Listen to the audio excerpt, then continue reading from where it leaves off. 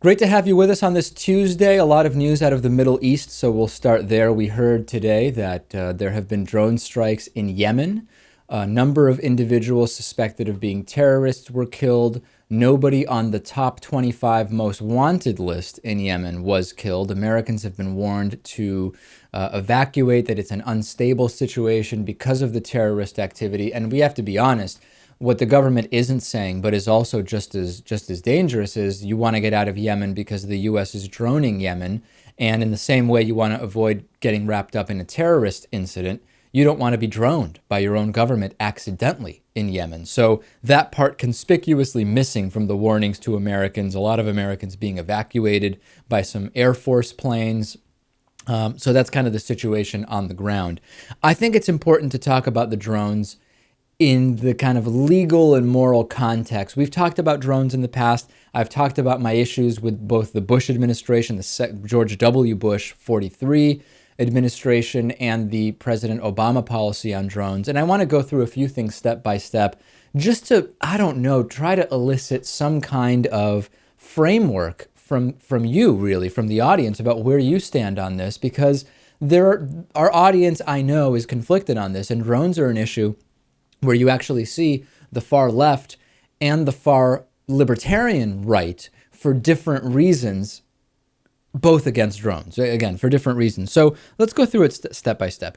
Is droning like this legal? Questionable. The U.S. says it is.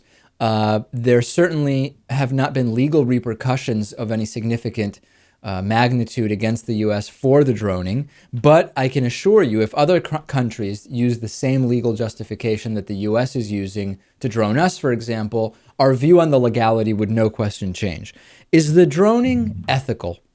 This is tough because it really depends on your personal moral code. We can make different arguments. We could say it is unethical because we are breaching the sovereignty of other countries and droning individuals who have not been proven guilty beyond a reasonable doubt in a court of law.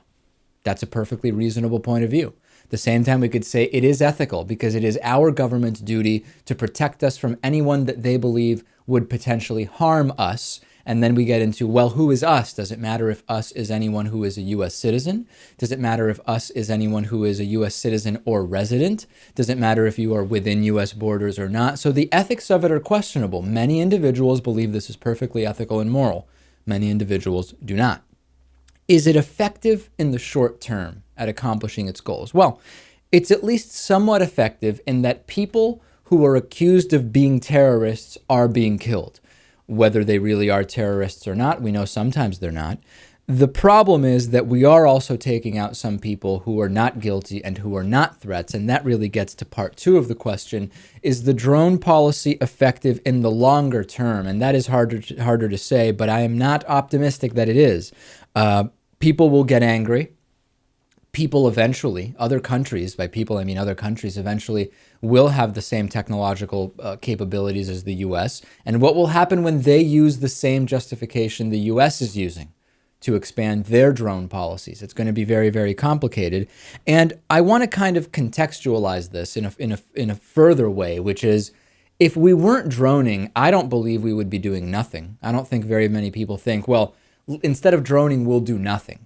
That's not the case. So then the question becomes, we get into shades of gray, is the droning policy better or worse, and again, better or worse for who, than if we were to do ground incursions every time we wanted to take out one of these individuals? Is it better than any number of other scenarios? And it is complicated.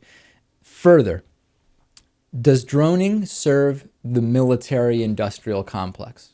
I think we all know the answer to that. The answer is absolutely yes. Drone sales, drone production, drone support, accessories, training, drone simulators. Other countries want to get their hands on the technology. The U.S. drone program is a great advertisement for selling more drones to other countries. And does the droning serve the we are in danger public relations complex, for lack of a better term, which can be used as the constant war on terror and a constant pretext for further removal of civil liberties, more surveillance, etc.? I think the answer to that is yes. So I'm curious to see what you think about the drone policy. I know that the audience is very mixed about this. Progressives are mixed, conservatives are mixed. It is a very controversial topic.